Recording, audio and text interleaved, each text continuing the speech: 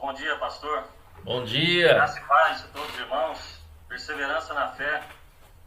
Graças a Deus, aí nosso município, né, pastor, manteve o risco moderado, mas mantendo a consciência nossa para que a gente possa passar por esse momento, né? Amém. Amém. Cada um de nós vamos vencer em nome de Jesus. Em nome do Senhor Jesus Cristo. Amém. Pastor, então vamos dar continuidade, né? A nossa aula, a gente estava falando então na nossa aula sobre organismos, né?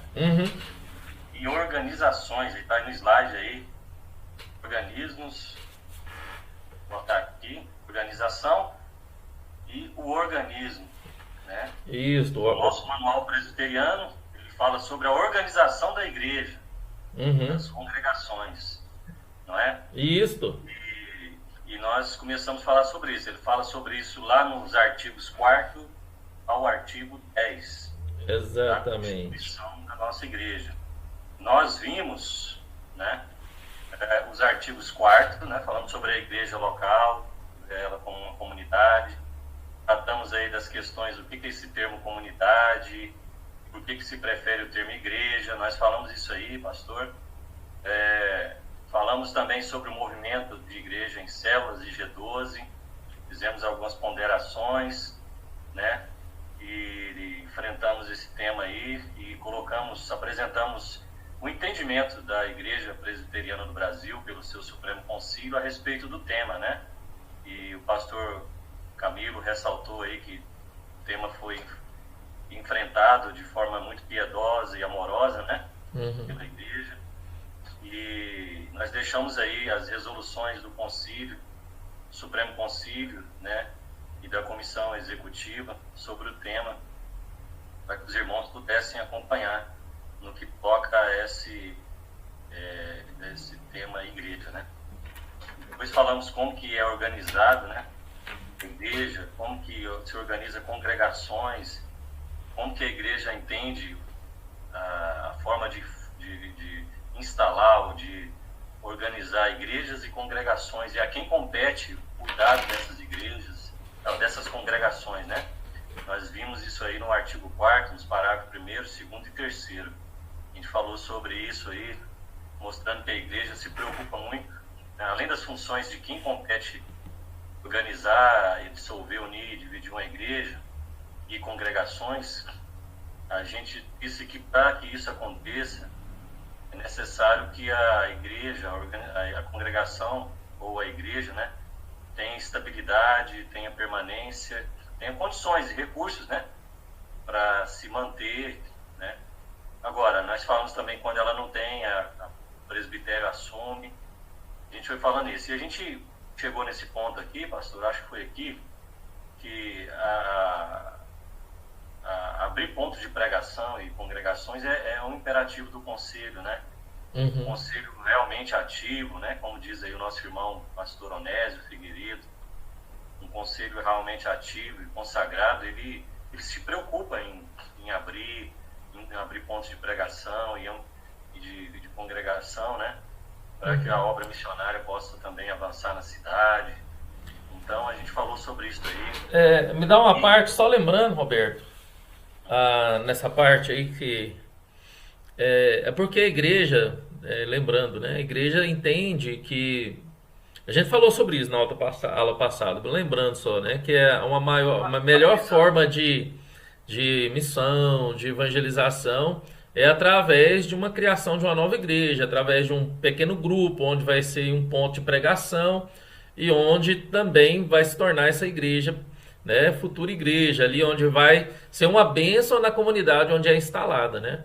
Então nós estamos aí, né, a gente vê que existe vários projetos, né? Nós estamos com um projeto parado por causa da pandemia, de uma instalação de uma igreja, de uma nova igreja. Nós temos um ponto de pregação lá no Portal do Cerrado, né? Naquela região norte ali, da saída para Corumbá para lá, só temos uma igreja presbiteriana e a cidade está crescendo muito para ali, né? Muito mesmo, né? Nós só temos a igreja presbiteriana Shekinah, que é do Recanto do Sol. Aquela região, quando você entra para o Recanto do Sol, para o lado direito ali, ó, são 6 bairros que vão encontrar com o Filóstro ali, que vai fazer a ponte, passar por trás do Luiz do Campo. Então nós estamos com um projeto já há 2 anos iniciar um ponto de pregação. Iniciamos o ponto de pregação, mas com a pandemia a gente parou para ser uma futura igreja naquela região ali, Portal do Cerrado, aquela região, então, são vários bairros, né? Uhum. E já tem irmãos cuidando lá, pastor? Uai, nós temos um grupo bom, né? E nós temos 5 famílias que moram ali, né? E nós temos um grupo bom, que é lá na casa da Nelma. Nós temos ali a igreja presbiteriana de Anápolis ofereceu a escola Daisy Funston para a gente iniciar uma futura congregação ali. Tem muito boa a estrutura, né? Então, estamos aguardando agora passar essa questão da pandemia para a gente dar sequência no projeto. Amém. Amém.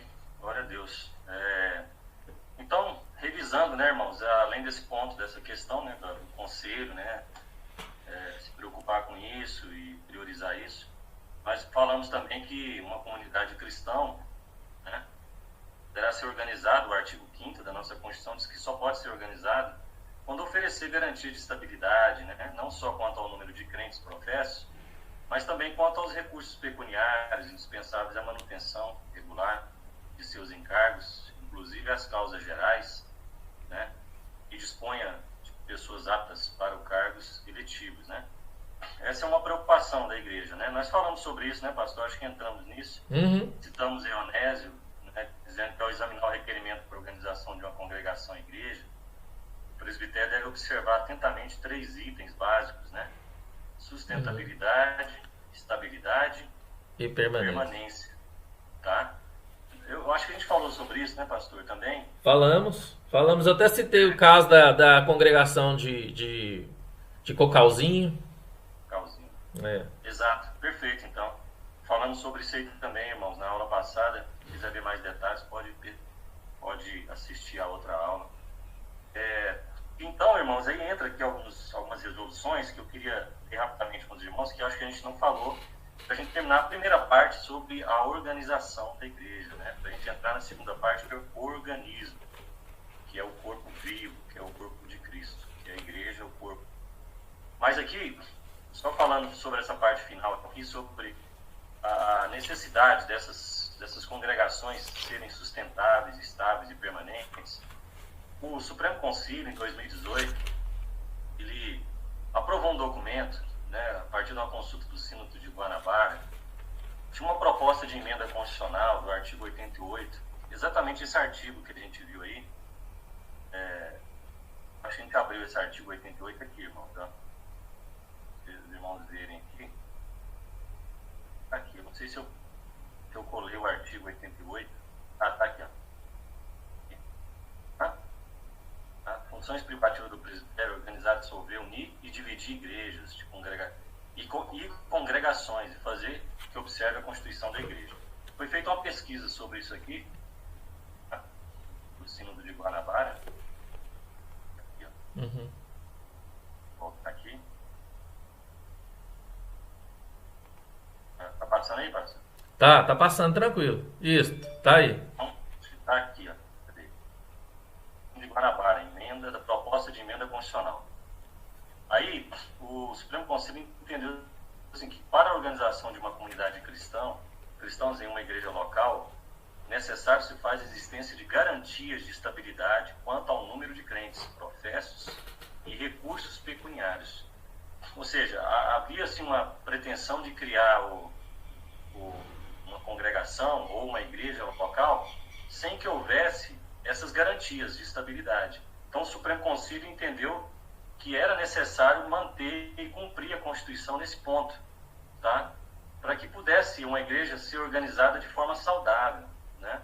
Material e espiritualmente, porque esses requisitos que a nossa Constituição no artigo, que a gente viu no artigo 6º, 5º e 6º fala, ela visa exatamente trazer essa saúde, ou pelo menos para que a igreja comece com as condições mínimas para poder desenvolver seu trabalho, né? É uma preocupação do Supremo Conselho, não é um preciosismo, uma forma de criar barreiras ou obstáculos para a organização de igrejas, né, de congregações. Não, é o contrário, é um zelo, tá? É um cuidado que o Supremo Concílio, né, que a Igreja Presbiteriana tem, para que a igreja seja organizada. A gente sabe, e o pastor sabe bem aí também, muitas igrejas foram organizadas e fecharam as portas, né? Claro, são motivos diversos, variados, mas é exatamente isso que a igreja não quer que aconteça. Para quê? Porque daquele trabalho surgem outros e outros, que dá condições para que a igreja possa avançar, né? Tá? Quer fazer algum comentário, pastor? Passar. Não, exatamente, quando a gente vai para o Novo Testamento, a gente vê Paulo, ele preocupado com essa situação, né? Quando ele visita as igrejas, ele vê que tem uma estrutura. Toda igreja do Novo Testamento tem uma estrutura. As igrejas passam por dificuldade no Novo Testamento por causa da perseguição. Porque a perseguição religiosa era muito grande, política, né? Então, o império confiscava os bens da igreja, das pessoas. Então, Paulo, ele geralmente, para ajudar as igrejas, eles saíam pegando contribuições de umas igrejas para ajudar as outras perseguidas, né? Então, você vê claramente que no Novo Testamento, eu até estou vendo aqui os textos bíblicos, há de fato uma organização dentro desses critérios que está no nosso manual, que está na nossa Constituição.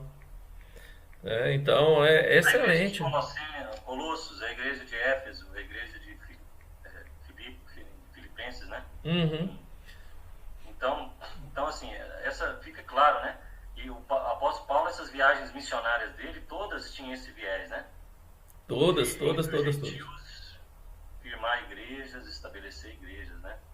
Então a gente vê isso, as 3 viagens missionárias de Paulo, né, pastor? Fica muito claro, é até bonito de se ver, né, quando a gente estuda na Bíblia essas viagens missionárias e vendo o cuidado do apóstolo Paulo, né? E interessante que ele visitava as igrejas, né? Ele participava da vida da igreja, né? Paulo participava da vida da igreja. Inclusive de problemas, picuinhas. Ele falava, não sou de Paulo, não sou de Apolo, Cristo é todo em todos, tudo em todos, né? Então havia aquelas preferências, aquelas coisas, vaidades, né?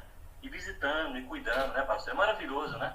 E quando a gente olha o Novo Testamento, a gente vê que as micro-igrejas, né? A gente pode falar o micro-organismo, que é as pequenas igrejas, a congregação de irmãos, ela, de fato, ela aponta para aquela igreja maior. Então, por exemplo, aquilo que nós passamos aqui nessa micro-organização chamada Quarta Igreja Presbiteriana de Anápolis, né, o nosso louvor, a nossa adoração, a nossa comunhão, o nosso cuidado uns para com os outros, né, esse zelo, esse amor, aponta para um zelo maior, um amor maior, uma comunhão maior da igreja macro, né, que é o corpo de Cristo, né, porque... Tanto que a Bíblia diz, se um sofre, todos sofrem, se um alegra, todos se alegram.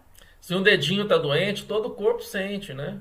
A ideia é que se um irmão nosso lá no Paquistão está sendo perseguido por causa da sua fé, isso deve nos impactar e nos fazer sentir a dor daquele irmão, orar por ele, enviar recursos e cuidar. É por isso, Roberto, que a Bíblia fala que nós não podemos deixar de congregar como é de costume, né, de alguns. Porque a Bíblia entende, infelizmente nós estamos vivendo um momento de pandemia, e aí a gente fica prejudicado na questão do congregar, né? Agora um cuidado do conselho da nossa igreja, porque assim, o que a gente percebeu ontem com o prefeito foi que nós não saímos nós saímos do leve para o moderado, a gente só não passou do moderado para o mais crítico, porque ele conseguiu 10 leitos na Santa Casa. Não é porque a pandemia diminuiu o índice de contágio. Não, o índice de contágio só está crescendo. A questão foi leitos. Então, sim, a gente vê o zelo de algumas igrejas, não só a da Quarta Igreja, mas de outras igrejas em Goiânia, como aquela reunião que você viu o vídeo, né, que alguns pastores falam assim, não, a igreja tem que ir um passo além, tem que ter um cuidado além, né? E o conselho da Quarta Igreja, olhando por esse aspecto, né, falou, não, vamos, já que o mês de março vai ser o mês mais crítico dessa segunda onda, então... Vamos contribuir dando um plus, né? Vamos contribuir nessa questão. Então, aí a gente vê, passou a pandemia, todo mundo foi vacinado, qual que é o correto biblicamente? Todos voltarem a congregar. Todos voltarem a congregar. Todos voltarem a congregar. Né? Nós só vamos manter, assim, nós só vamos manter online o culto domingo à noite por causa de alguns irmãos que estão acamados, como a dona Almerinda, alguns idosos que não podem vir à igreja, né? Então, como era antes da pandemia, a gente mantinha o culto domingo à noite online, por causa desses irmãos, nós vamos manter por causa desses irmãos. Mas o certo é a gente participar da congregação, do momento aqui da igreja, porque a igreja instituição, eu já estou falando demais, né? A igreja instituição, ela é de vital importância e é bíblica. Esse movimento que fala aí dos desigrejados, né? Nós somos igreja, tudo bem, só que tem a segunda parte, nós somos igreja somos nós, mas nós precisamos do organismo micro como a pequena parcela do corpo de Cristo para que a gente venha entender e usufruir dos meios de graça que Deus nos deu por meio dessa instituição. Mas aí nós vamos trabalhando texto, vamos seguindo, né? Que essa aula é bem dinâmica, né? Não é só lei. Nós vamos falar sobre isso. A Constituição não é só lei, né? Uhum. E mais uma decisão do Supremo Conselho quanto ao documento 18 oriundo do Sínodo Setentrional, consulta sobre a existência do termo comunidade no meio da presbiteriana. Nós já falamos sobre isso, pastor, tá? Uhum. Eu vou mudar o slide, tá, irmãos? E aí mais um slide sobre o tema, né? Quanto ao documento 74, Sínodo Central Bahia, proposta de resolução para revogação das resoluções. Aí o Sínodo reafirma que um novo modelo estado que quando a falta houver sido cometida por um membro da congregação, aqui é uma questão da falta. Uhum. Como fica a questão disciplinar nos membros da congregação, né? Aí ele vem explicando, quando a falta houver sido cometida por membro da congregação, mantida pelo presbitério, se for mantida pelo conselho, aí já é o conselho, este designará dentre os seus membros um ministro e 4 presbíteros para que exerçam a função do tribunal eclesiástico em primeira instância, cabendo recurso ao plenário do conselho. Então houve uma falta, uma questão que exige a disciplina e o zelo, o cuidado da igreja com aquele irmão. Então, se a congregação for presbiterial, quem vai nomear e vai designar os membros para poder tratar e cuidar desse irmão vai ser o presbitério, tá bom? Tá ok, gente? Ok. Então, vamos adiante, então, que eu quero entrar na parte do organismo. Nós temos que correr para a gente entrar lá. Mas eu vou falar aqui sobre o artigo 6º, eu acho que a gente já falou, pastor. O artigo 6º diz que as igrejas devem adquirir personalidade jurídica. Irmão, a gente já falou sobre isso desde o início das nossas aulas. Uhum. Que uma igreja no nosso país, né, e por isso que a nossa Constituição traz esse dispositivo aqui no artigo 6º, as leis do nosso país exigem que para uma igreja se organizar juridicamente, ela tem que adquirir personalidade jurídica, né? Personalidade jurídica é uma ficção jurídica que diz, olha, existe uma pessoa, ela não é física, mas ela é jurídica. Ela existe no mundo das leis, das normas. Para quê? Para que ela possa exercer os atos negociais da vida civil, né? Por meio da representação da sua personalidade. Então, por isso que a Constituição, acompanhando as nossas leis, diz que ela tem que adquirir personalidade jurídica. Uma congregação também, antes de uma congregação constituir em pessoa jurídica, deve organizar-se em igreja. Então, você nota que a congregação não tem personalidade jurídica. Só ganha quando ela organiza igreja. Até que ela se organize igreja, ela está vinculada ao presbitério ou ao conselho. Perfeito? Tá joia? E aponta diretamente, novamente, para Romanos 13, né? Todo homem esteja sujeito a autoridades superiores, porque não há autoridade que não proceda de Deus. E as autoridades que existem foram por Deus instituídas.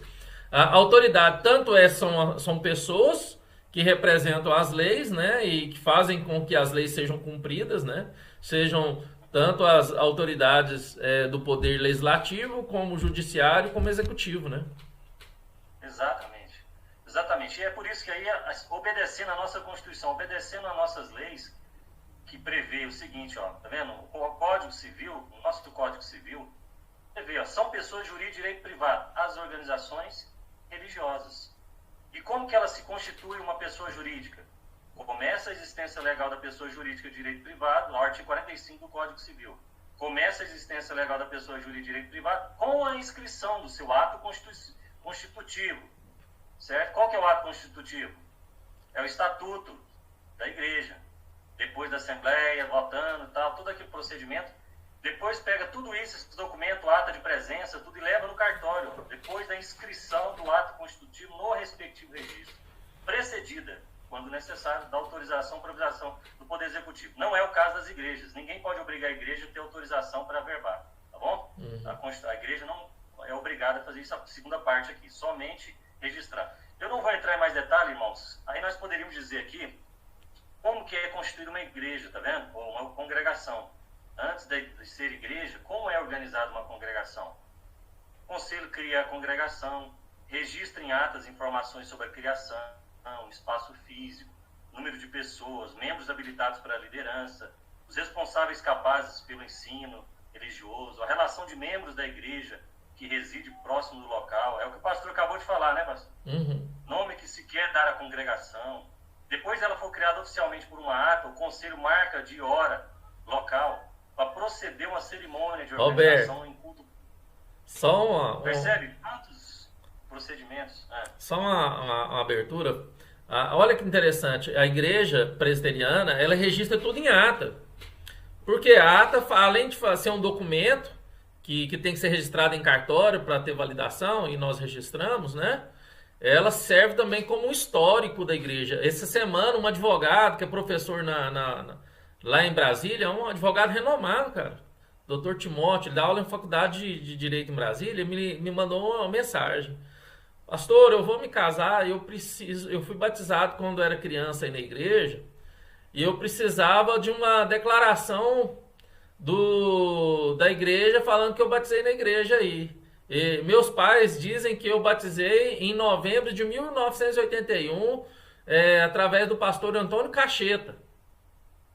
Aí eu fui nas atas antigas da igreja, peguei a ata de 79, de 80, vi que o pai dele fez parte da comissão para comprar o piano da igreja, que está aqui até hoje, né? Vi sobre a mãe dele, aí eu vi que lá na ata do conselho ele foi, né, batizado na infância e tal, e eu fiz o documento, mandei para ele, conforme a ata tal, assim. Cara, que coisa, que igreja, como a igreja, uma igreja organizada, ela tem toda uma documentação, você pode ir lá na ata de 79, nós temos ata desde a construção da igreja guardada aqui, Roberto, de 1970, e você vai lendo e vai vendo as histórias. Cara, é muito bom, é muito gostoso. Não, exatamente, eu precisei de uma ata, do conselho, de uma reunião em Goiânia, eu só liguei pro secretário do conselho e falei, verifica para mim, houve uma reunião assim e tal, precisava dessa ata para apresentar e tal, e aí não, vou verificar para você, está registrado aqui e tal, aí encontra a ata, pega ali, já vê tudo que foi registrado, a gente consegue às vezes até trazer à memória questões que a gente não lembrava, que a gente precisava lembrar para alguma situação. Então, é muito importante, né? E sem contar que a ata permite você questionar, impugnar determinadas coisas. Então, se alguma coisa foi tomada, uma decisão foi tomada de uma forma errônea, e aquilo precisa ser tratado, organizado, revisto, a ata está ali também. E eu gostaria de deixar algo registrado aqui, Roberto, para os irmãos que estão assistindo, e vão assistir depois, o tanto que a igreja presbiteriana, gente, é uma igreja séria, que todo ano, né, nós temos uma reunião no presbitério só para exame de atas. Nós pegamos as atas da igreja e lemos ata por ata e vemos se está tudo certinho, de acordo com a Constituição do país, de acordo com a Constituição da igreja. Que legal, cara. Muito legal. Então aí cria o conselho marca de hora, aí procede a cerimônia de organização do culto público, da congregação, após a organização, nomeação de diretoria da mesa administrativa com presidente e vice-secretário tesoureiro. Depois, deve constar na mesa uma representante da igreja nomeado pelo conselho. Eleição da mesa do conselho, ou por delegação da congregação. E aí a congregação fica organizada, fica constituída, né, em culto público, né? Organização em culto. E a igreja, como é constituída? Segue muito semelhante os passos, né? Inclusive o manual nosso de liturgia, os princípios de liturgia, lá no artigo, acho que é 13, seguintes, aqui, né? Traz também esses requisitos, né, para se criar uma igreja. Eu acho que é o artigo 13. Não sei se eu estou aqui com a ata, mas eu acho que é isso mesmo. O artigo 13. Princípios da liturgia. Artigos 39 a 43. Artigo 39 a 43 dos princípios da liturgia traz isso aí. E aí vai, nomeação de uma comissão estatutária, né? Observando esse modelo de estatuto para a igreja local, que é um modelo também que está no nosso manual. Nomeação de uma comissão estatutária composta por pessoas, membro e presbítero, ou não, né, da futura igreja. Aprovação do anteprojeto do estatuto. Aqui já é igreja, viu, irmãos? Como é igreja constituída? Lá era congregação, aqui é igreja. Nomeia a comissão estatutária, aprova o anteprojeto do estatuto pelo conselho, né, com ou sem modificações, convoca a assembleia para reunir-se extraordinariamente para análise e aprovação ou não. Aí é a igreja, irmãos, ó. A igreja que vai dizer se esse estatuto está dentro ou não dos princípios e atende os requisitos e tal. Se aprovado pela assembleia, envia-se ao presbitério com cópia dos estatutos, da ata da assembleia, da ata do conselho que nomeou a comissão e demais documentos, né, livro, termo, recibo. Após a aprovação do presbitério, o conselho convoca a assembleia da igreja extraordinariamente para sancionar o estatuto ou não. Se a igreja sancionar o estatuto elevado por advogado, porque a lei exige, há registro no cartório, que é aquele artigo que a gente leu, 6º. Ao cartório de registro de títulos e documentos, e aqui nasce a pessoa jurídica. Percebe, irmãos? Então, há todo um mecanismo, um procedimento, né, formal para se organizar igrejas e congregações no âmbito da Igreja Presbiteriana do Brasil, para respaldar essa nova congregação ou igreja.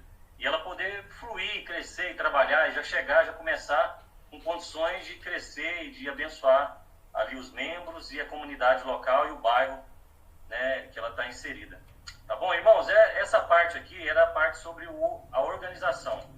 Agora vamos falar sobre o organismo. O organismo, irmãos. Tá, e aqui o pastor, eu vou pedir a ajuda muito do pastor Camilo, né? Mais ainda, viu, pastor? Vai, tá certo. Para a gente poder desenvolver essa questão. A organização é a instituição, né? Nós acabamos de ver como ela é configurada, organizada, né? Agora, o organismo, quem é? O que é o organismo? Né? Quem é o organismo? O organismo é a igreja, né? É a igreja, é a união consensual, igualitária e fraternal de todos os eleitos, salvos em Cristo Jesus. Veja, a igreja não é uma união litigiosa, não é uma união em que pessoas brigam, não é uma associação, uma comunidade em que as pessoas entram em debates intermináveis. Não, ela já tem uma regra de fé e prática. Elas têm um consenso, certo?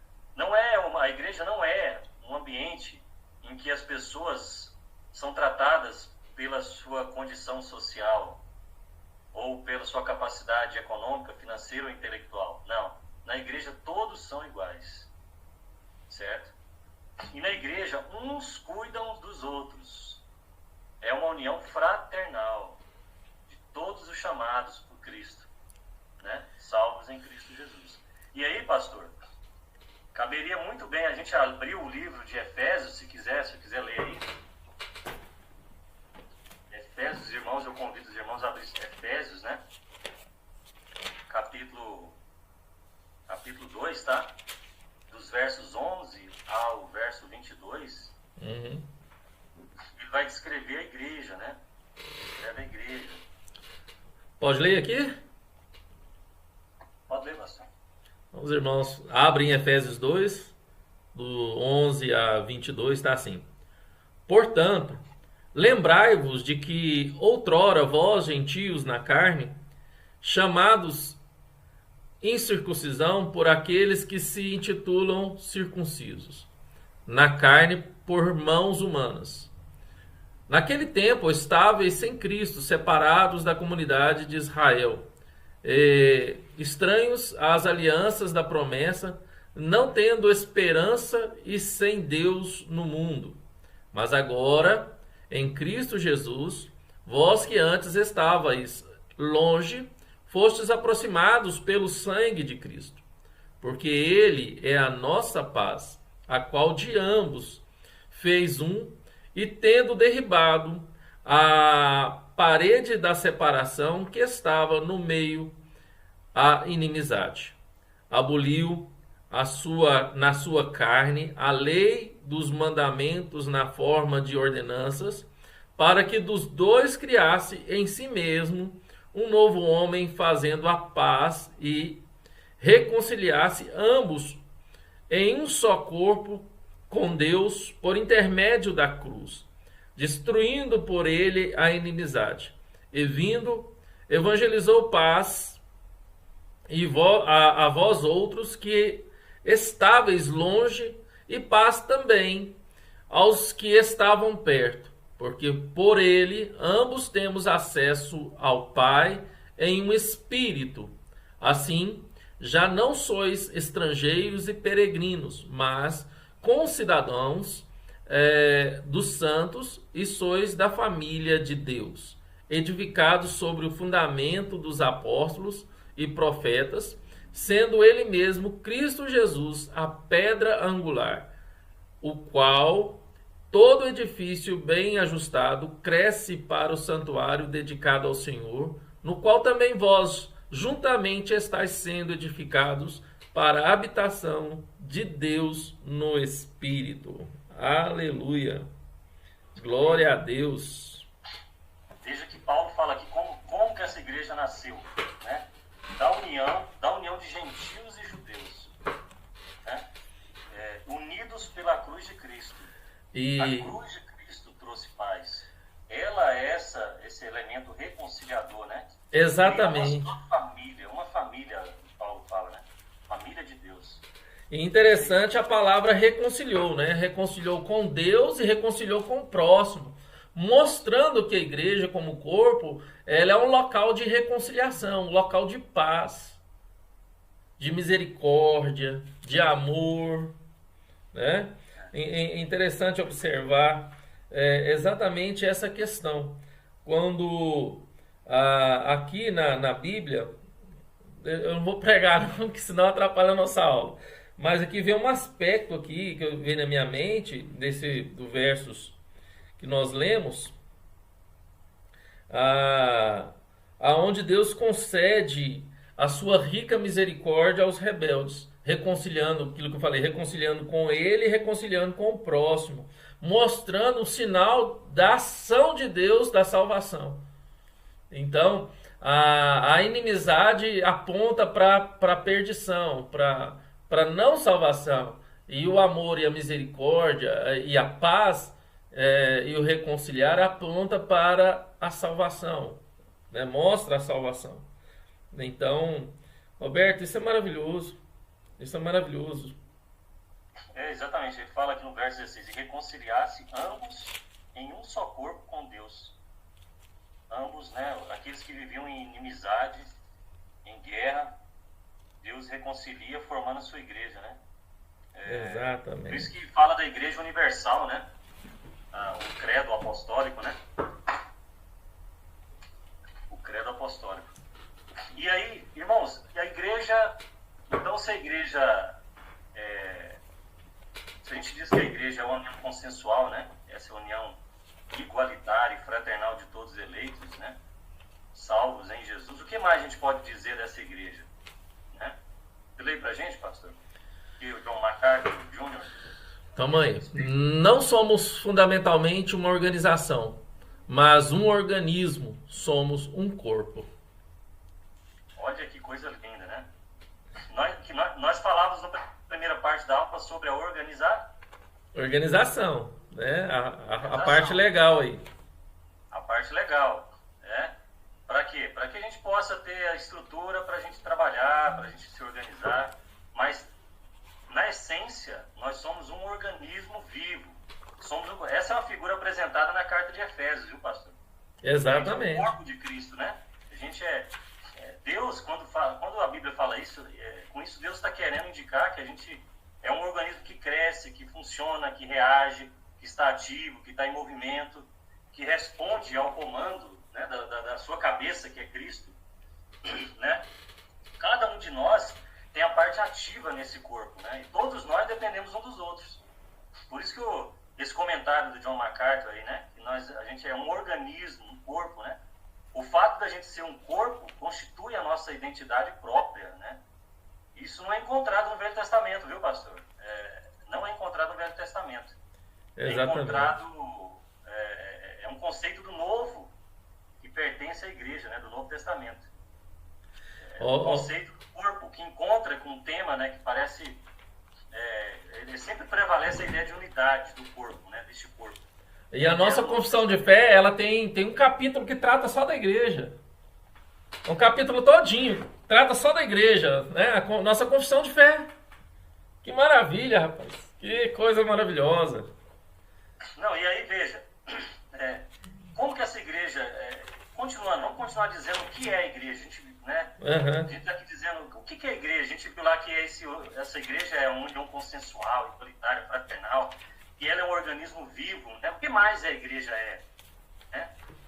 Então, vem pra gente, pastor, a igreja, né? Esse corpo de Cristo que a gente falou, vem pra gente aí. Com toda a humildade e mansidão, com longanimidade, suportando-vos uns aos outros em amor, procurando guardar a unidade do Espírito pelo vínculo da paz.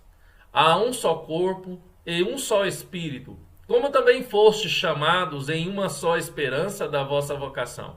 Um só Senhor, uma só fé, um só batismo, um só Deus e Pai de todos, o qual é sobre todos e por todos em todos vós. Efésios 4. Olha só. Veja, um momento de pandemia. É importante ou não é essa igreja agir com toda humildade e mansidão, suportando uns aos outros? Suportar não é suportar encrencas. É você carregar um ao outro. É ajudar em amor, né? Na unidade do Espírito, no vínculo da paz. Sempre lembrando, né, desses valores que nos unem, desses axiomas, né, que nos unem. Então, nessa única esperança, num só Senhor, numa só fé. Imagina, a igreja vai se apoiando, os membros desse corpo se apoiam uns nos outros e vão perseverando em fé, em meio a situações. Na pandemia que nós estamos vivendo agora, a igreja vai se cuidando, os corpos de Cristo cuida, né, de si mesmo. E o cabeça ali, dando toda a supervisão, todo o amparo. Você vê que é uma estrutura perfeita para que a gente possa ter o alimento necessário e que nós precisamos para poder suportar o dia mau. Então, é um privilégio, né? Um privilégio você participar de um organismo vivo que dá todas essas condições e te dá todo esse amparo. Olha para você ver, irmãos, aqui é um ambiente que deve ser um ambiente para curar, para restaurar, para reconciliar, para trazer esperança, para trazer paz. Esse é o ambiente, a igreja tem que ser isso.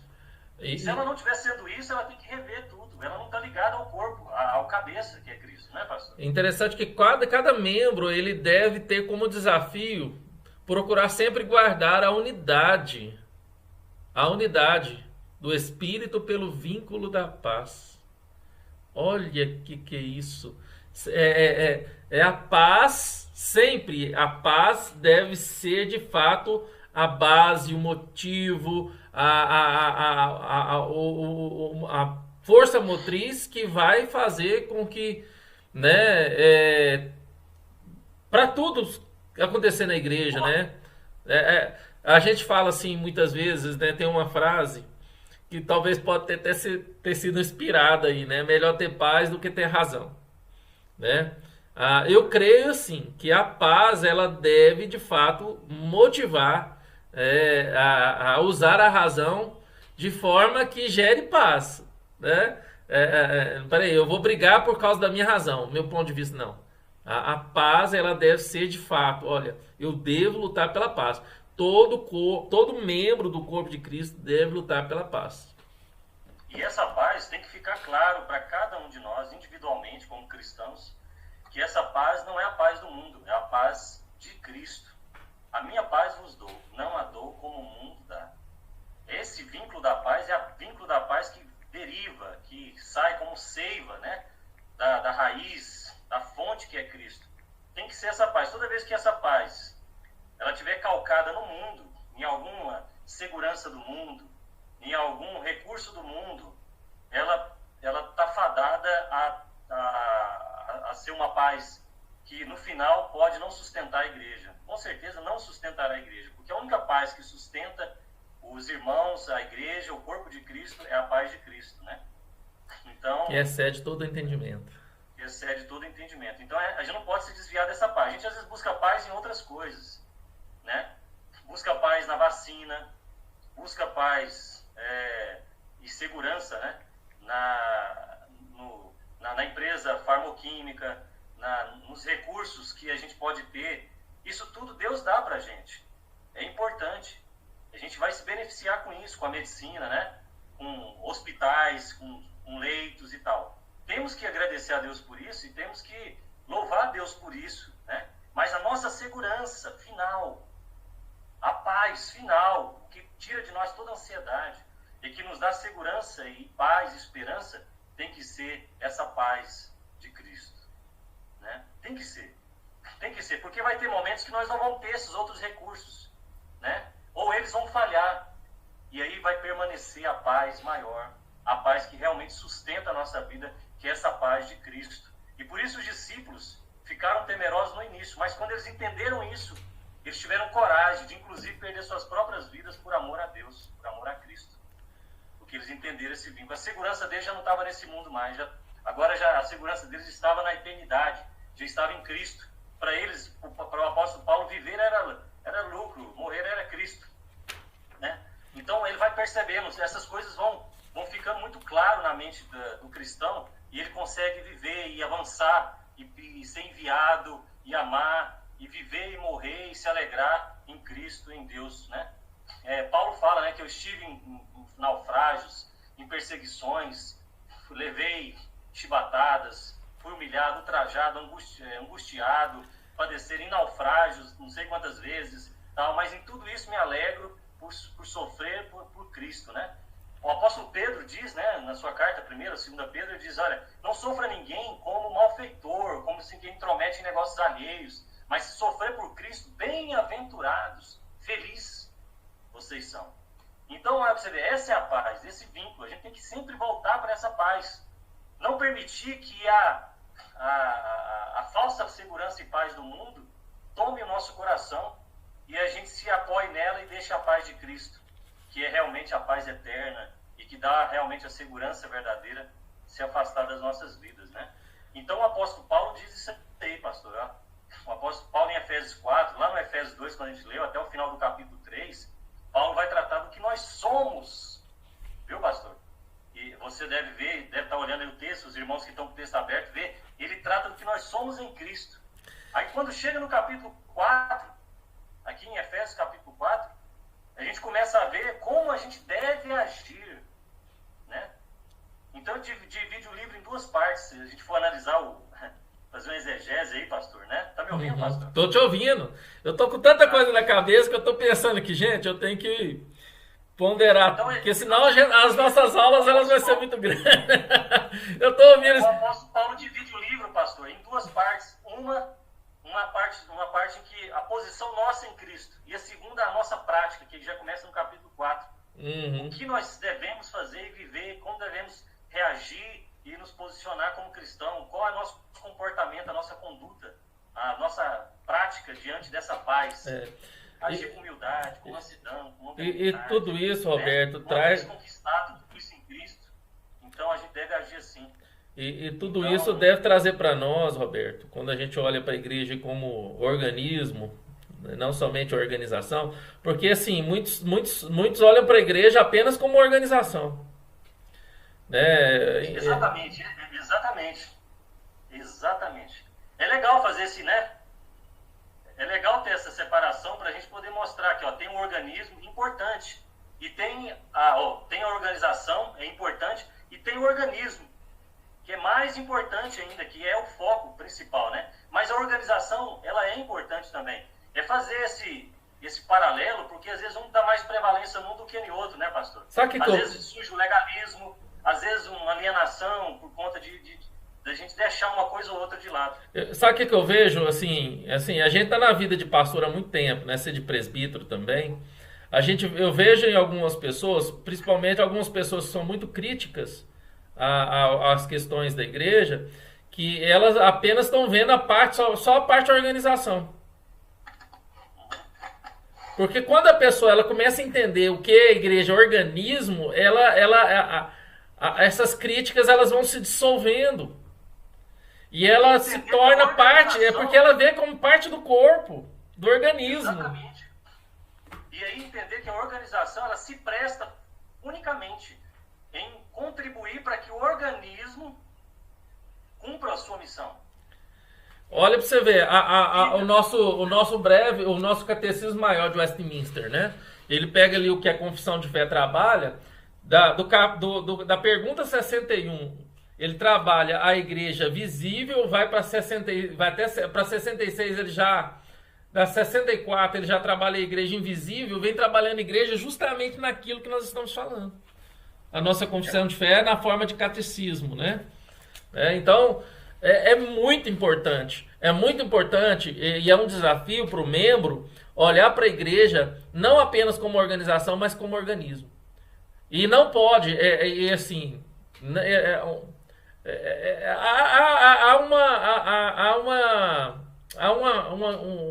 um erro você ser extremista, tanto um como o outro. Você não pode desconsiderar um nem o outro, né? Mas olhar para a igreja como um organismo, como corpo de Cristo, como você como parte integrante, para que isso aqui venha glorificar a Deus. Isso Amém. É muito importante. Pastor, e de quem é a igreja, pastor? De quem é a igreja, hein? Aí, quem é a igreja? Do Cordeiro, ele é o cabeça da igreja e sobre ela tem autoridade absoluta. Seus membros lhe são propriedades peculiares, dádivas do Pai. Que coisa maravilhosa, tá aí, né? O Cordeiro. A igreja não é minha nem sua, irmãos. A igreja não é do Papa, a igreja não é do presidente, a igreja não é do Estado, a igreja é do Cordeiro. Ele conquistou um sangue a igreja. Ele é o cabeça da igreja. Se a gente for para Colossenses, capítulo 1:18, a gente vai lembrar, irmãos, que a Bíblia é muito clara, diz que ele é a cabeça do corpo. Lembra? Ele é a cabeça do corpo da igreja. É o princípio, é o primogênito dentre os mortos, para quem em tudo tenha preeminência. Então, Jesus é o cabeça. A igreja não pertence a nada terreno, a estruturas, a autoridades dessa terra. Pertence a Cristo. A igreja é de Cristo. Ele é o cabeça. E a igreja ela tem que evidenciar essa primazia de Cristo, né? A igreja ela tem que apontar para essa primazia de Cristo. Não, eu não posso, como membro da igreja, querer usurpar aquilo que é de Cristo. A primazia toda é de Cristo. Eu não sou o dono da igreja, não tem alguém que é o dono da igreja, não tem uma família que é a dona da igreja. E quando a gente fala isso, Roberto, quando a gente fala lá, fulano de tal é o dono da igreja, aquela família é a dona da igreja, aquele presbítero é o dono da igreja, a gente está roubando a primazia de Cristo. Isso é pecado. Pecado. Porque a gente muitas vezes desvincula o organismo da organização. E aí a pessoa fala no nome da organização e esquece o organismo. Exatamente, pastor. Exatamente. A gente tem que recapitular. A escola dominical serve para isso, irmãos. Recapitular essas verdades. Firmá-las na cabeça. Não deixar sair. Para que a gente não possa ser tocado por ventos de doutrina e nem deixar se enveredar por mentiras do inimigo e das nossas próprias mentes, da nossa carne. Achando que a igreja tem um dono, achando que uma família X ou Y é melhor, é dona da igreja, não pode, né? Olha o que você vê, ele é o cabeça. Eu não sei se a gente tem tempo, mas porque eu queria terminar essa parte dessa aula hoje para não ficar só um pedaço, né, para a aula. Mas veja só, Colossenses 1,18, nós lemos, a Bíblia fala, ele é o cabeça do corpo, da igreja, ele é o princípio, ele é o alfa e o ômega, ele é o início e o fim. Não tem espaço para ninguém, ele é o primogênito dos mortos. E essa metáfora de cabeça usada por Paulo, ela é muito importante, porque um corpo sem cabeça não é nada, né? Ele fica perdido, ele está andando para lá e para cá, não sabe para onde vai. Então, e aqui, pastor, João 17, 2, 6, 9, a gente pode lembrar também, João 17, 6 e 9, né? O 6, eu manifestei o teu nome aos homens que do mundo me deste, eram teus, e tu nos deste, e guardaram a tua palavra. Quem deu para Jesus os homens? Deus. Manifestei o teu nome aos homens que do mundo me deste. Essa é a oração sacerdotal. Jesus, prestes a ir para a cruz, faz essa oração. Lá no verso 9 do capítulo 17, Jesus diz, eu rogo por eles, não rogo pelo mundo, mas por aqueles que me deste, porque são teus. Ou seja, Cristo recebeu de Deus esses homens, ele pagou, ele comprou com preço, com sangue, a igreja. Então a igreja é de Jesus, ele é a noiva que vem, né, para buscar a igreja. Ele é o noivo. Ele é o noivo, a noiva é a igreja, né? A noiva é a igreja, ele é o noivo, ele é o cabeça, né? Então, né? E aí você vai para João 10, ele fala, eu sou o bom pastor e conheço as minhas ovelhas, e das minhas sou conhecido. Ó, elas ouvem a minha voz e me seguem. As ovelhas conhecem ele. Coisa mais linda, é uma metáfora assim, tão viva para nós, crentes, né, pastor? Imagina, aqui ó, o pastor Camilo, é o pastor dessas ovelhas aqui, que Deus comissionou para cuidar das ovelhas da quarta igreja, né? O pastor Camilo tem que conhecer as ovelhas, né? E as ovelhas têm que conhecer o pastor Camilo, tem que andar juntos. Assim Jesus conhece as ovelhas, e as suas ovelhas o conhecem. Elas não vão dar ouvido para os lobos, elas vão dar ouvido para o pastor. Ela não vai se deixar enveredar por qualquer enganação do mundo, das doutrinas falsas, dos falsos profetas. Roberto, falando nisso, né, por exemplo, quando Deus, né, porque a gente fala Deus me constituiu como pastor da quarta igreja, ele me deu autoridade para pastorear essa igreja. E submeteu os membros dessa igreja ao meu pastorado. Então, olha que interessante, rapaz. Essa questão da pregação, do estudo bíblico. Eu já ouvi de membros da igreja aqui, pastor, eu posso escutar pregação na internet, eu posso escutar estudo bíblico de outros pastores na internet, mas quando eu escuto do senhor como membro da quarta igreja, eu sinto uma diferença. Eu sinto uma autoridade de Deus falando ao meu coração quando é o senhor que está pregando. Sabe o que isso evidencia pela Bíblia, Roberto? Que cada membro dessa igreja, da quarta igreja presbiteriana, ela só vai ser tocada por Deus verdadeiramente. Não estou condicionando esse poder não, você entendeu? Mas quando a gente olha nesse aspecto de um pequeno rebanho que Deus colocou um pequeno pastor para que representasse esse pastorado maior de Cristo. Quando se olha para organismo, Roberto, olha que essa pessoa me disse. Pastor, eu posso escutar vários pastores na internet, ver vários estudos bíblicos, mas é diferente quando a gente escuta o pastor da quarta igreja, o estudo do pastor da quarta igreja. Aí a gente vê o princípio de autoridade que João está falando, né, de questão de organismo. Que coisa interessante. E eu me lembrei, pastor, de Hebreus 13:17, né?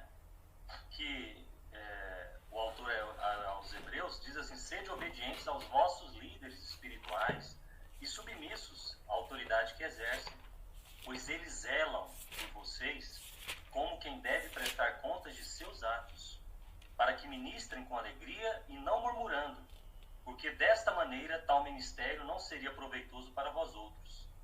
Olha para você ver, então. Olha que John MacArthur, olha que John MacArthur comenta sobre esse texto. Olha aqui o que John MacArthur comenta. Os pastores, presbíteros da igreja exercem a mesma autoridade de Cristo quando pregam, ensinam e aplicam a Escritura. Exercem a mesma autoridade de Cristo quando pregam. Por isso que é diferente, irmão. Roberto. Por exemplo, você como membro da Quarta Igreja, né, quando você submete a pregação do seu pastor, e a autoridade de Cristo está sobre ele, é diferente de você ouvir uma pregação na internet. A pregação da internet vai falar com você, uma exposição bíblica, é a palavra de Deus, mas há uma questão de autoridade divina quando você submete a pregação do seu pastor, da sua igreja. Cara, E sabe o que isso quer dizer, pastor? Isso quer dizer o seguinte: coisa! É uma pregação mais linda, mais bonita, mais bem elaborada, que você possa assistir na internet, que tenha uma oratória fantástica, que toque o seu emocional, coisa assim, ela pode não ter tanto valor e tanta autoridade e tanta eficácia sobre a sua vida como uma pregação simples daqueles que vos ministram, né? Que a Bíblia diz, né? Roberto, daqueles que zelam e que estão cuidando de você, né? Roberto, por isso que agora eu entendo algo. Eu lembro, vou contar algo aqui por cima. A Ana Luísa, há um tempo atrás, ela namorou um menino, um rapazinho de outra denominação, sabe? E um dia a gente foi conhecer a família desse rapaz, ali na Vila do Sargento e tal. E chegamos lá, a mãe desse rapaz, uma família muito boa, cara, uma família assim, muito boa mesmo. E aí, rapaz, essa mulher com pastor, eu vejo pregações no YouTube de outros pastores e tal, mas eu vejo escondido, o meu pastor não pode saber. Né? E assim, cara, eu fiquei meio que assim, surtado com isso, né? Eu falei, por que seu pastor não deixa vocês, membros da igreja de vocês, ouvir pregações e estudo bíblico de outros pastores na igreja? Porque ele ensina para nós que o que vai alimentar é o que ele prega. Até então, naquele momento, eu não tinha entendido muito bem. Você entendeu? Mas quando a gente olha para esse princípio de autoridade, de organização e organismo, agora eu entendo. Você entendeu? Ele não estava com medo das pessoas, dele perder a autoridade como pastor sobre elas. Pelo menos eu acho que não, né? Mas ele estava mostrando, evidenciando isso aqui que nós estamos olhando agora, Roberto. A pessoa pode escutar a pregação mais linda do mundo na internet, ou de outros pastores. Mas a pregação só vai ter efeito, né? Só vai sair faísca de poder na vida dela quando ela escuta a pregação do pastor, que é autoridade sobre ela, da onde ela congrega. Que coisa, cara. Um paralelo para você ver, ó. Um paralelo. Você pode viver o mundo, você pode correr o mundo inteiro. Você pode respeitar a autoridade inteira. Se você não respeitar a autoridade dos seus pais, você é uma pessoa infeliz. Porque é uma promessa, é um mandamento, que o filho que obedece o pai, ele é bem-sucedido, ele é feliz. Primeiro mandamento com promessa, honra teu pai e tua mãe. Para que te vá bem. É mais ou menos isso. Exatamente. Então é mais ou menos isso. O pastor tem essa autoridade.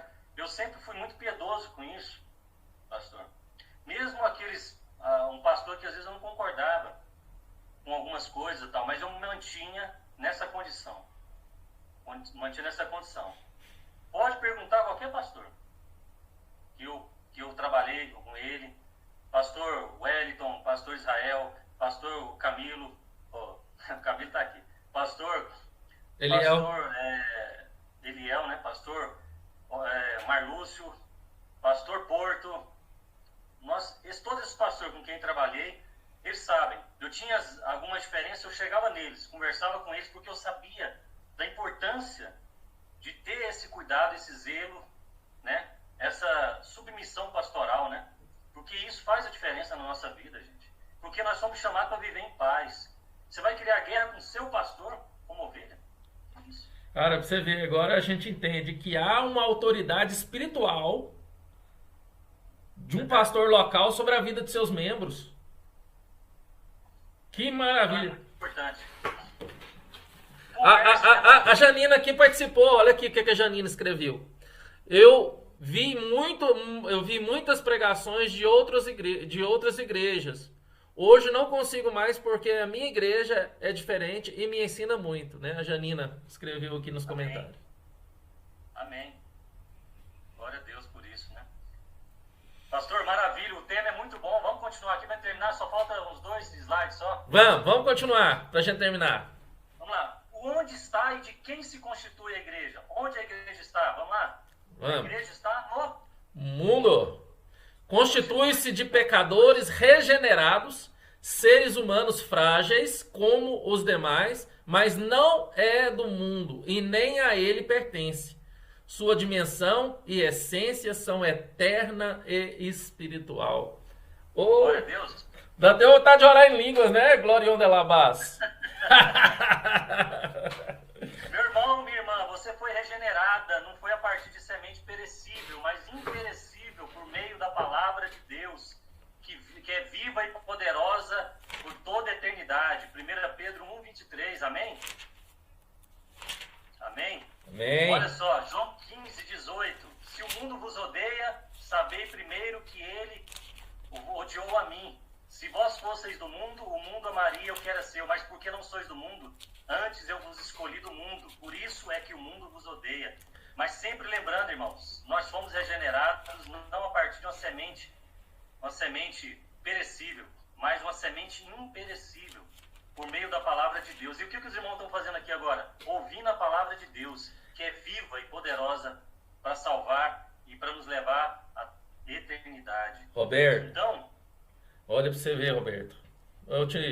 Entrando aqui, eu chamo você para ser o professor para jantar junto, mas eu te atrapalho toda hora. Mas é porque vem alguns estalos, né? Alguma iluminação assim, e a gente, né, não pode passar sem comentar. Né? É exatamente isso, viu, Roberto? Quando a gente olha para essa dimensão de essência, de eternidade espiritual. Quando a gente olha que nós somos seres regenerados, né, e fomos chamados a pertencer a um pequeno grupo, né, uma pequena igreja como a nossa, de 200 membros, né? Quão importante é a minha participação nesse pequeno grupo como regenerado. Cara, e a gente se enche tanto com a palavra de Deus, né? Quando a gente fala assim, vamos estudar a Constituição da Igreja, o Manual Presbiteriano, alguns repudiam, né? Nossa, meu Deus, que coisa chata estudar o Manual da Igreja Presbiteriana, Constituição, lei, livro em preto. Cara, olha a riqueza que a gente vai entrando na palavra de Deus. Que riqueza, né? Eu peço para os irmãos que estão assistindo agora online, né? Estimula os outros irmãos, manda mensagem, fala aí, você precisa ver o estudo bíblico da IBD. Cara, que maravilha. Você vê, eu brinquei agora, né, orando em línguas, né, quando eu falei Glorion de Labás, mas a gente se enche da palavra de Deus, né? Se enche da palavra de Deus. Amém, pastor, amém. Pastor, então é isso. Então você vê, é maravilhoso mesmo ouvir isso aí. E assim, o que você acabou de falar, às vezes a gente vê aula sobre a Constituição da Igreja e acha isso maçante. Eu não vou nem participar, nem vou assistir isso. Mas quem vê assim, esquece, né, que a gente não pode viver a vida cristã sobre um fragmentar. A Constituição não tem nada a dizer sobre a Bíblia. O carro novo que eu comprei não tem nada a dizer sobre Deus. O banco que eu sento não tem nada a ver com Deus. Tudo é para Deus e para a glória de Deus. Tem um pastor argentino chamado Juan Carlos. Ele escreve um livrinho pequenininho assim. Eu não sei se eu tenho aqui. Ele fala assim, o material se espiritualiza e o espiritual se materializa. Tudo é para a glória de Deus. Não existe fragmento. Não existe separação entre o objetivo, a ciência e o coração, a fé, a razão. Tudo é para a glória de Deus. O dualismo... A gente fica fazendo essas dicotomias. O dualismo é platônico. Dualismo é platônico. É platônico. Né? Deus nos fez uma integralidade. Cara, até quando a gente entra naquela discussão. O que você é? Eu sou dicotômico, tricotômico. Cara, Deus fez o ser humano integral. Corpo, alma e espírito. Integral, corpo e espírito. Essa questão de discutir dicotomia, tricotomia. Cara, no final, Deus vai restaurar o corpo, um corpo incorruptível. Né? Nós vamos pegar aquilo que está na matéria, que virou pó, e vai se tornar um corpo celestial. Exatamente. É isso que a gente tem que entender. Aí você percebe que as coisas se linkam. Há uma conexão divina em todas as coisas, né? Para alguns aí, irmãos, né? C.S. Lewis diz assim, o diabo é o diabo de Deus. Para alguns isso vai ficar até soar uma heresia, né? Até no inferno, até no inferno tem Deus. Porque Deus é imenso. Né? E a igreja é isso. Está no mundo, né? De homens assim regenerados. Vamos aqui para a próxima parte aqui. Qual é a missão da igreja? Qual é a missão da igreja? Vamos lá. Vamos passar o slide aqui. Vamos ver se a gente consegue passar. Esse é o último? É o último, Peraí. Meu computador travou aqui. Deixa eu passar aqui agora. É muito pesado, né? Passar slide e apresentação ao mesmo tempo.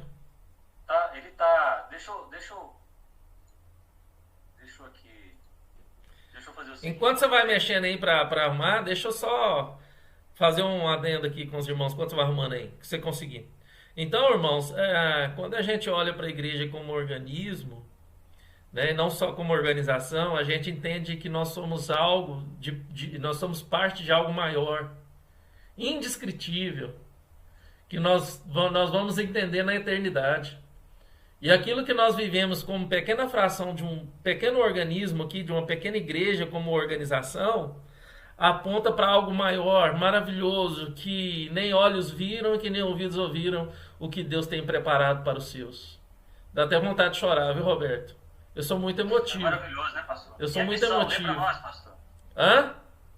Lê para nós esse slide aí. Vamos lá, nossa missão, sua missão. Ser serva de Jesus Cristo pelo culto permanente e exclusivo à Trindade, pelo amor interno que confraterniza seus membros, pela fidelidade às Escrituras, pela igualdade de seus componentes, pela missão evangelizadora entre todos os povos, pelo incansável testemunho cristão. Oh, glória! Tá vendo? Evangelizar, testemunho, pelo cuidado fraterno, pelo culto permanente, serva de Jesus Cristo, pelo amor interno. E aí os versículos não mentem, né, pastor? Os versículos não mentem. Atos dos Apóstolos, a gente poderia gastar tempo também pensando, né? A palavra de Deus diz em Atos 8, diz, mas receberão poder quando do Espírito Santo descer sobre vós, e serão minhas testemunhas, tanto em Jerusalém, Judéia, Samaria e até os confins da terra. Samaria e até os confins da terra, né? Mateus 28 diz, né? Mateus 28. A grande comissão. Jesus. A grande comissão. A grande comissão. Foi dada toda a autoridade nos céus e na terra. Portanto, ide fazer discípulos de todas as nações, batizando em nome do Pai, do Filho e do Espírito Santo, ensinando, nós estamos aqui, ensinando a guardar tudo que ordenei a vocês. Roberto, e eu estarei sempre com vocês. Olha que maravilha, cara. O que Jesus está apontando aí? Que a maior ferramenta missionária que Deus deixou para nós chama-se igreja. Escola dominical. Fazer discípulo. Como é que você faz discípulo se não por meio da igreja, cara? Que maravilha. Eu tô vendo... Exatamente.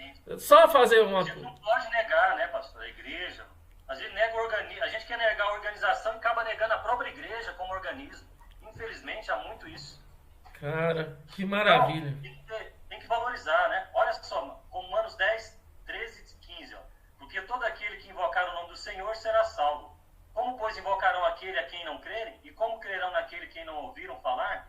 E como ouvirão se não houver quem pregue? E como pregarão se não foram enviados? Como está escrito, como são belos os pés e maravilhosos os pés daqueles que anunciam as boas novas da salvação. Amém, irmãos? Você quer ter um pé maravilhoso, né? Os pés belos, anuncia as boas novas, né? Ou seja, suas veredas, você quer ter as veredas retas, não é? Então, pastor, olha aí.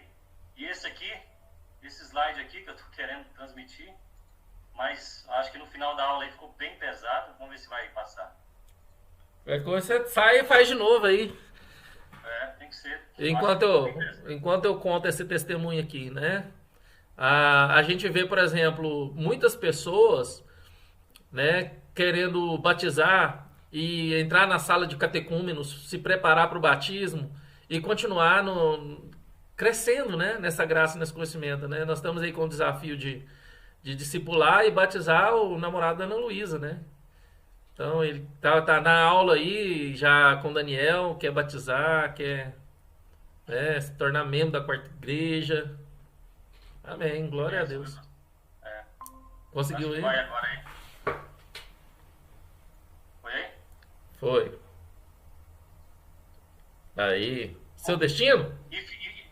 E para finalizar, qual é o destino da igreja, irmãos? A Jerusalém Celeste.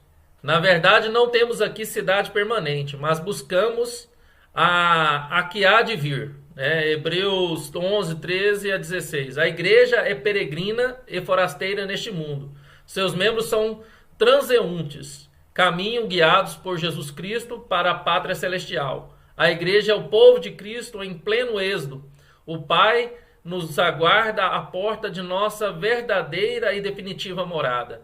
A esperança da chegada nos anima e fortalece na dura jornada. O que te veio à mente, né, nessa questão? Quando fala que o Pai aguarda, o que te veio à mente? Qual o texto bíblico que te veio à mente? Bom, acho que a gente pode pensar. Eu até coloquei aqui, pastor, o peregrino, né? Não sei se você. Eu coloquei aqui essa ideia da jornada, né? Do peregrino. Eu não sei qual texto você está colocando. Eu gosto quando a gente vê lá o filho pródigo, o pai aguardando o retorno do filho. Lucas capítulo 15. Cara, o pai aguarda ansiosamente pelo retorno do seu filho. E se a gente pode nos colocar como filho pródigo. E o pai nos aguardando. Por que o pecado fez com a gente? Comer da sobra dos porcos. E o pai está lá de braços abertos esperando para restaurar. E chegando lá, ele vai colocar um anel em nosso dedo e tal. Uma grande festa. A festa da boda do cordeiro. Cara, olha aí o link. Que maravilha. Exatamente. Depois até recomendo os irmãos a lerem, né? O Lucas 15 e também Hebreus 11, 13 a 16. É muito bonito esse texto aí, falando do nosso destino, né? Da nossa jornada como peregrinos, como cristãos. E, enfim, irmãos, é maravilhoso. A igreja sabe quem é, a igreja sabe de onde veio, e quem ela é e para onde ela vai, né? E isso aqui nos anima, isso nos consola, isso nos dá esperança da chegada, nos anima e fortalece na dura jornada. Amém. Amém, pastor? Amém.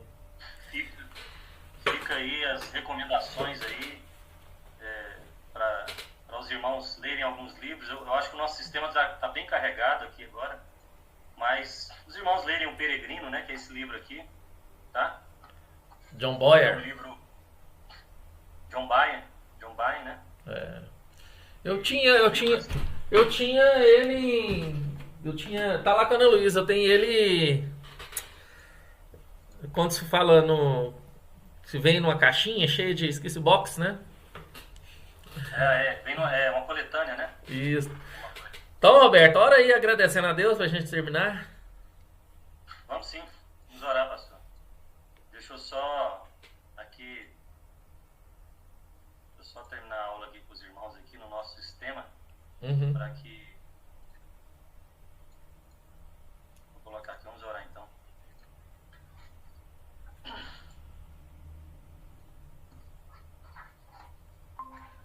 Senhor, muito obrigado, Pai. Obrigado pela Tua graça, Sua maravilhosa graça que nos alcançou e que, por meio de Jesus Cristo, um sangue precioso derramado na cruz, o Senhor nos comprou, o Senhor nos lavou, o Senhor nos redimiu, o Senhor nos reconciliou com Deus. E o Senhor constituiu a sua igreja para que nós pudéssemos ter um corpo, pudéssemos ter uma comunidade para caminhar, para ter uma estrutura. Obrigado pela igreja, como organização, como organismo, que nos dão todas as condições para que a gente possa avançar como crente, crescer, Deus, na graça, na fé, para que nós possamos aprender, para que possamos ter uma escola dominical, para que possamos ter um local de culto, de celebração, um local onde se pensam naqueles que sofrem também, que envia recursos, que ora. Deus, muito obrigado, porque a igreja tem esse local, mas ela também está espalhada como um corpo vivo sobre a face da terra, Deus. Se um sofre, todos sofrem. Se um se alegra, todos se alegram. Que seja esse o nosso sentimento, que seja esse o nosso desejo, Deus, de viver como comunidade. E possamos, Deus, sentindo a dor dos nossos irmãos, sermos enviados, orarmos por ele, enviarmos recursos. E quando tivermos que nos alegrar, que possamos celebrar, Deus, celebrar juntos, com alegria, sem a timidez, sem o medo, sem as preocupações mundanas, Deus, mas tendo a liberdade de celebrar e louvar o Senhor, porque o Senhor já é tudo em nós. Muito obrigado, Senhor. Seja exaltado, abençoa o pastor Camilo, abençoa sua casa, abençoa cada irmão que nos acompanhou, a tua igreja aqui reunida na quarta igreja de Anápolis, que nós possamos juntos cada dia crescer mais na tua palavra, Deus. Muito obrigado, nos dá um domingo abençoado, nós te agradecemos, em nome de Jesus. Amém. Amém. Amém. Então, irmãos, logo mais à noite teremos o culto online. Hoje, a partir de hoje, não teremos mais o presencial, né? Durante todo esse mês de março. Se Deus quiser, em abril a gente volta com o presencial. Em nome do Senhor Jesus Cristo. Eu acho que a situação vai estar melhor. Em nome do Senhor Jesus Cristo nós cremos nisso, né, Roberto? Irmãos, então, que Deus abençoe.